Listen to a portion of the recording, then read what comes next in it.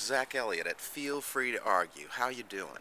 Wanted to talk a little bit about, well, that lying butcher Admiral Blair was, before Congress this past week, and he was rather calmly informing everybody that, yes, the Bush-era policy of assassinating Americans overseas, if we suspect them of being in cahoots with terrorists, is still in effect. We're going to talk about why this is actually, kind of a bad idea. The whole dispensing with due process thing. All right, first I want to talk about, the whole aspect of necessity, because, that's probably the first place that people who defend this are going to go to, saying, well, anything to defend us from terrorism. Well,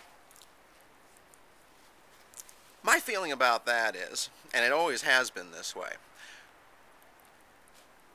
the threat of terrorism, empirically speaking, is not that serious.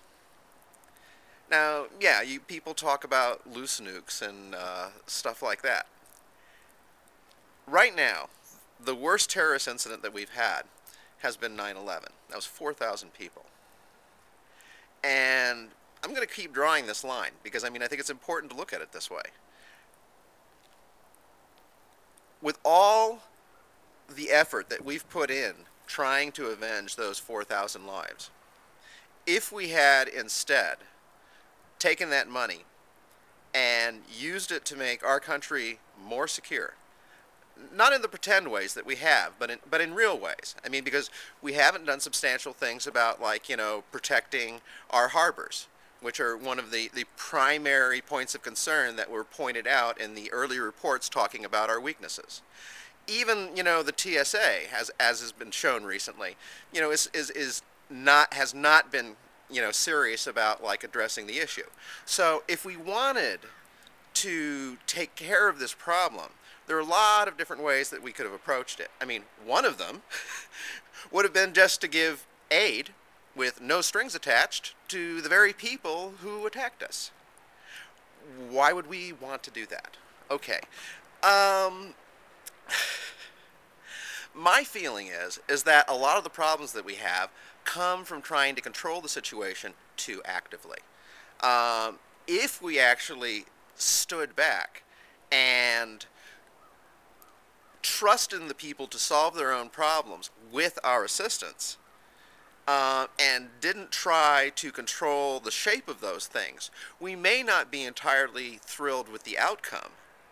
But then again, I don't think those people would bear substantial hostility towards us either. And I think that's the real important thing, because what are we trying to buy with our money?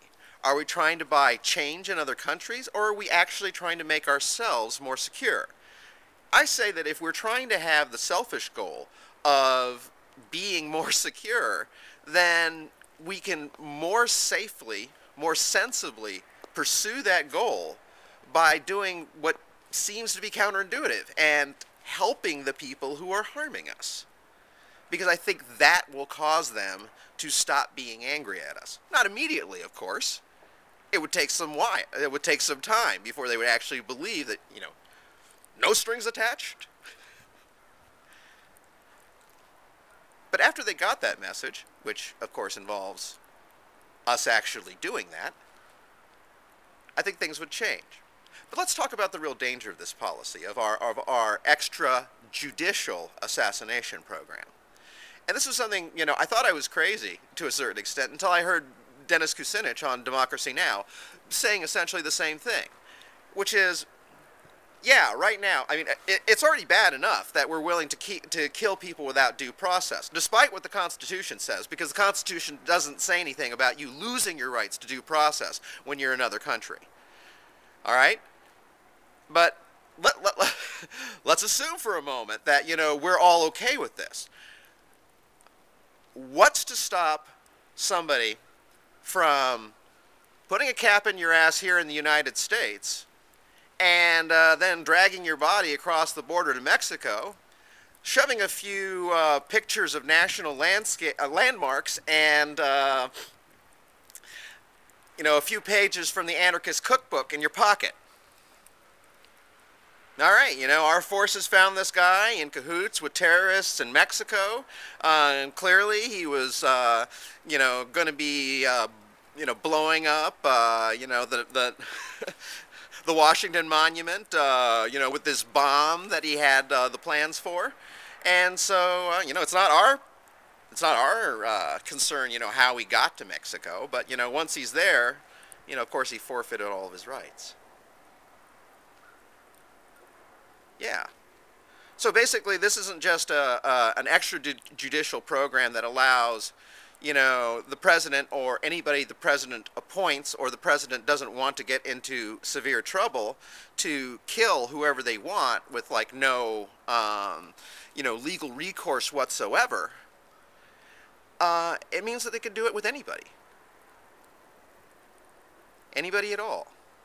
Me, you, whoever you are, anywhere in the world, you better not piss off the president, because he's saying, through his lying toady Admiral Blair, that we're allowed to kill you if you piss us off.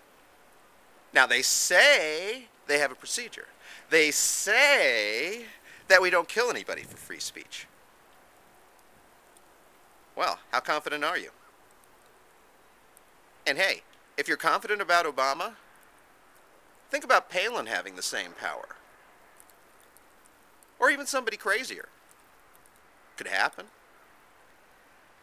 Came pretty close to happening just recently. How would you have felt about, well, Bush did have the power. The fact of the matter is that nobody should have that power. And if you search your heart, you'll know it. You know that nobody should have this power. Especially now, when this country is the unchallenged leader in the world, militarily. What are we so fucking afraid of that we have to give up our rights to protect ourselves from it? Why do we buy, that this is okay? That due process needs to be sacrificed to, a bunch of people living in caves in Afghanistan and Pakistan? Has our democracy become so brittle, so fragile, so incapable of handling outside threats that now anybody, with a pipe bomb and a box cutter can bring it to its knees? If so, I think we're ready for the trash can of history. And that's exactly where we're going to go. It's been Zach Elliott. You can always feel free to argue.